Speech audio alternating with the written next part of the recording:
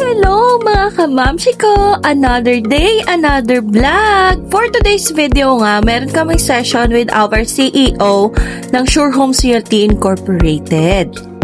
Halos lahat ng Ortigas sellers ay nandito.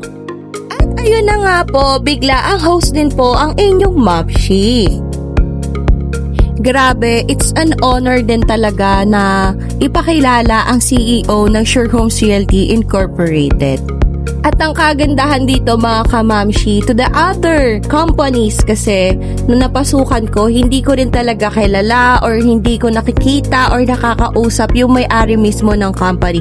But in Sure Homes Realty Incorporated, talagang one-on-one or makakausap mo personally yung CEO at nagbibigay din talaga ng strategy to us. And mga kabamshi, after the meeting, syempre umuwi muna tayo para mag-lunch at mag-prepare kasi nga in-invite tayo ng client natin for the dinner. Ang sarap din kasi sa pakiramdam mga kamamshi ko na nai-invite tayo. And nakita nyo naman si Aling Maliit, masayang-masaya na naman siya kasi nakalabas na naman siya ng unit.